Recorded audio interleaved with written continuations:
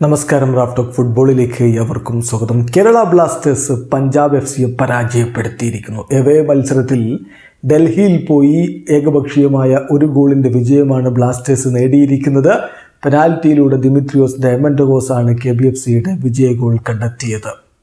Ivan Vukomanovic ഡെഗൌട്ടിലില്ലാതെ, കളിക്കളത്തിൽ Adrian ലൂണയില്ലാതെ കളിക്കുമ്പോൾ ബ്ലാസ്റ്റേഴ്സിന് ബുദ്ധിമുട്ടുണ്ടാകും എന്ന് തന്നെയാണ് പലരും കരുതിയത്. ശരിയാണ്, പ്രതിസന്ധികൾ ഉണ്ടായിരുന്നു, എങ്കിലും അത് തരണം ചെയ്ത് ബ്ലാസ്റ്റേഴ്സ് വിജയിച്ചിരിക്കുന്നു. ബ്ലാസ്റ്റേഴ്സിൻ്റെ ആദ്യ 11-ൽ ദിമിത്രിയോസ് ഡയമൻഡഗോസും കോമെ പെപ്രയും ചേർന്നുകൊണ്ടാണ് മുന്നേറ്റങ്ങൾ നയിച്ചത്. മധ്യനിരയിൽ ഐമനും വിപിൻ മോഹനനും അസറും രാഹുൽ KPയും അണിനിരന്നപ്പോൾ ഡിഫൻസിലെ നവോച്ചയും ലെസ്കോവിച്ചും ഡ്രിൻസിച്ചും പ്രീതം കൊട്ടാലുമാണ് ഉണ്ടായിരുന്നത്.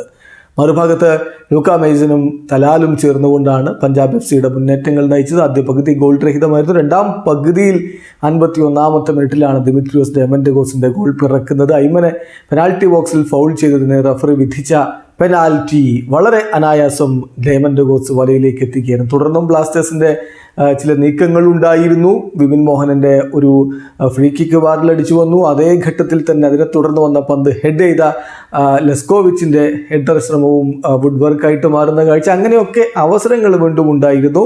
അവസാന നിമിഷങ്ങളിൽ പഞ്ചാബ് എഫ്.സിയുടെ ഭാഗത്തു നിന്നും ചില നീക്കങ്ങൾ, പക്ഷേ അത് അവർക്ക് വലയിലേക്ക് എത്തിക്കാൻ കഴിയാതെ പോകുന്നു. ഒടുവിൽ ഏകപക്ഷീയമായ ഒരു ഗോളിൻ്റെ വിജയം KBFC സ്വന്തമാക്കി. വീഡിയോ അവസാനിക്കുന്ന ഫുട്ബോൾ ലോകത്തെ കൂടുതൽ വിശേഷങ്ങളുമായി റാഫ്റ്റോക്സ് വീണ്ടും എത്താം.